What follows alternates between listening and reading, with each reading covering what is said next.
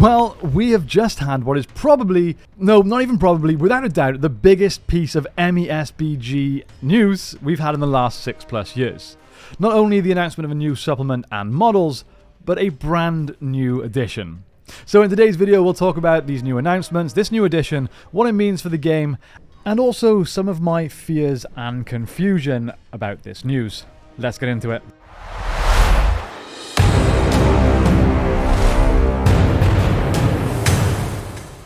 So before we get too far into this video, I would like to take a second to say if you are looking to support this channel, you can do so by joining the Alliance. To do that, you just have to click the join button below the video you are watching right now, join the channel and get access to a bunch of exclusive members-only content. We are publishing members-only videos every single week, and they vary from list building ideas to strategy topics, hobby discussions and more. It's mostly MESBG, but there'll be some 40k sprinkled in there too. Again, if you consider it, thank you very much for your support. Anyway, on to the news. So the way we're going to do this is essentially I will talk through the Warhammer community article, the announcement, and we'll see exactly what we have. That way I'm not going to get any information wrong. So last month we did have this teaser here of this, what kind of looks like a bone helmet or something, but we now know that this belongs to a warrior of Khand Dûm, evil men in the service of the Witch King of Angmar, who garrison his fortress at the most northern tip of the Misty Mountains.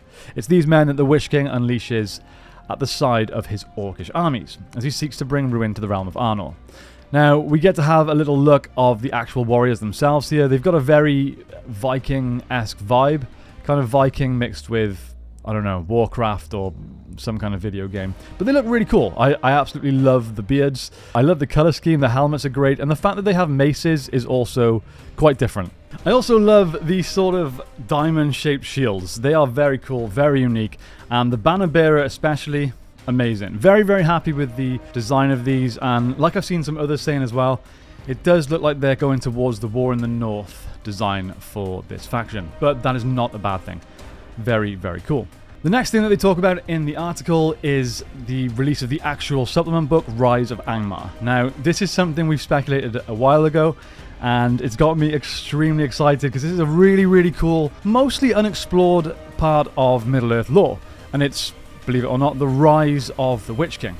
It's pretty much only told in detail in video games from media that we've had. Obviously, it's explained briefly in the appendices, but in terms of what we've actually seen visually, it's mostly through video games, and those games have always been very well received. So to actually be able to play these stories, get involved in the lore, use the characters that are involved in the stories is extremely, extremely exciting.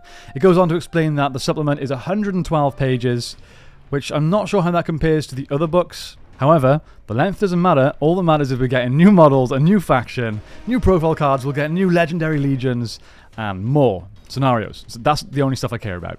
As long as all that's in there, they can thin out the rest as much as they need to. Then we get a look at Aldrak, Warlord of Khand Dûm. Now, this is an awesome looking mini. Very, very dynamic, very aggressive looking.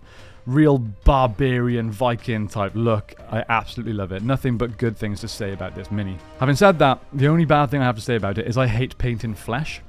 And it's a very exposed abdomen and arms there, so. But as for the design, love it. So let's look at the actual description. The leader of the warriors of Khand Dûm, Aldrak is a callous and barbaric leader who will stop at nothing to slaughter the people of Arnor in the name of the Witch King. When he goes to war, Aldrak is driven into a wild battle frenzy, which is his special rule, allowing him to declare a free heroic combat, so long as he has killed someone in the last turn. Now, used properly, this could be insanely powerful, so I absolutely love this. We then have, and I'm going to butcher the pronunciation of this name, Freikt, one of them, Vassal of the Witch King. Really cool shaman-esque sort of look here. And the description says, a man of Khand Dûm with a fanatical devotion to the Witch King. Freikt acts as his master's advocate within the northern fortress. Though he doesn't possess any actual magical powers of his own, the men of Khand Dûm believe Freikt has been blessed by the Witch King himself, and that the incantations of power he chants are able to conjure strength, swiftness, and durability within those who follow him. So he's definitely going to be some sort of buff type hero that, while probably isn't particularly strong himself, definitely buffs up fellow companions, his warriors that are around him. So I'm very much looking forward to that. Then, and I'll be honest, this is the one that excited me the most because I'm a big ranger nerd. Aranarth, first chieftain of the Dunedain. Now, first of all, the design, I feel, is quite a generic ranger type pose, very similar to other rangers we've had, like Arathorn, for example. But I absolutely love it. Again, it's something about the ranger aesthetic that just works for me, and sticking with that gets no complaints from me. So the description here, the son of Arvedui, Aranarth, did not become king after Arnor fell. Instead, he would begin the line of chieftains of the Dunedain, a line that would one day result in Aragorn. He's a master of bow and an expert shot. Aranarth leads the Rangers of the North into battle. His chieftains of the Dunedain special rule, spurring them onwards as they fight the corruption of Angmar. Now this is exciting. Having another human model, I say human, Dunedain model with expert shot, very, very cool. Again, super excited to see more Ranger type stuff involved in this announcement. I'm guessing that there will be a few more Ranger things announced in the lead up to this supplement, but I can't be sure. Next we have the Shadow of Rudawa.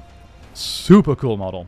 A twisted and malign spirit bound to the service of the Witch King. Quite where the Shadow of Rudawa came from is a mystery long since lost. It is said that the Shadow of Rudawa can manifest its own dark magics, appearing as a herald of doom for its enemies. Those confronted by this spectral being will see their resolve ebb away and the winds of fate seemingly abandon them. Fantastic description, fantastic design, very Barrow Whites-esque. Love it. I'm flying through these as quick as I can, by the way, because there's a surprising amount being announced, so oh my god, it's so exciting. We then have some trolls. New trolls. So we have Burdur. I'm definitely butchering these names. Hill Troll Chieftain. Look guys, no matter how much Middle-earth and Tolkien I read and watch and play, my pronunciation never gets any better. You're just going to have to deal with it. I apologise. So a Hill Troll Chieftain. He's returned with a glorious new model befitting his status as a Hill Troll Chieftain. Alongside his new miniature, Burdur has a new legendary legion that focuses around him and his unrelenting horde, utilising his impressive cunning to gain an advantage over his foes. Amazing. Then some new Hill Trolls, which, again, no disappointments here. They're going strong so far with this announcement. In fact, if we look at that, the troll on the right actually looks like he has a shield as a belt buckle. If anything, it could even be a Hobbit door. The hills of Angmar, Rudawa, and the other lands under the command of the Witch King are filled with more than just orcs and evil men. Hill trolls can be found roaming there too. Unlike the cave trolls or Mordor trolls, these creatures possess a keener mind, and their hill troll intelligence, something also shared by Burdur, allows them to combat their enemies more effectively. Next up, we have some werewolves. I'll be honest, while these look kind of cool, these just excite me a bit less. I don't know why.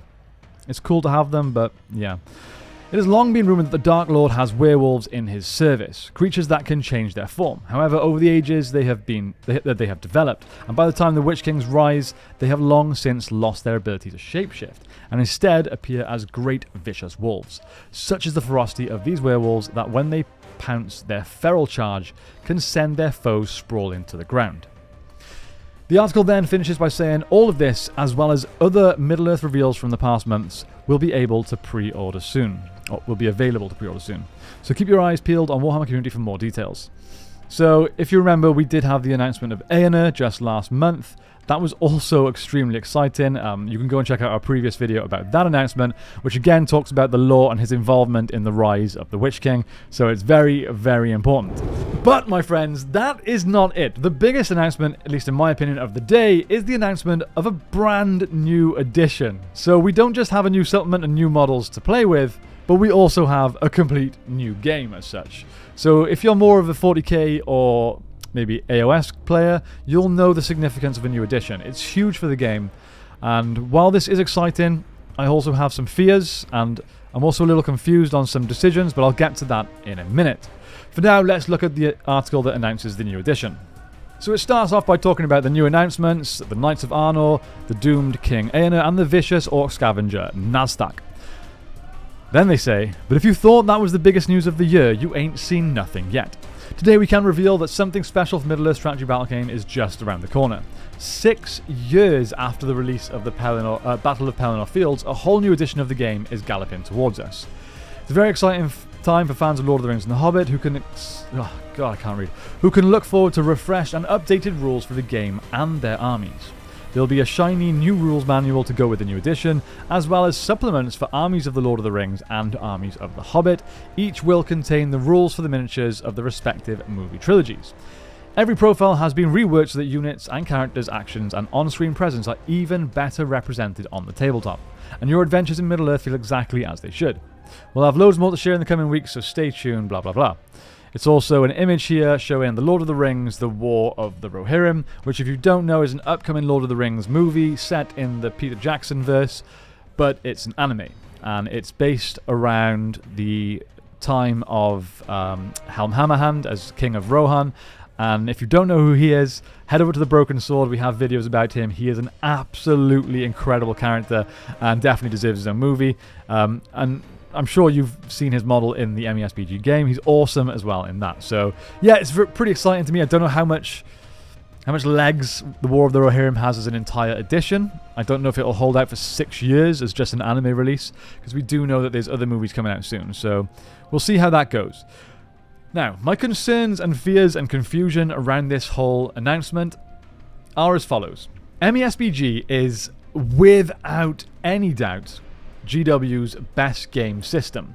The rules, the way it plays, the balance, it's all almost perfect. When you compare that to the likes of 40k and Sigmar, which have extremely unbalanced factions, difficult to see why they are doing a new edition. I get it.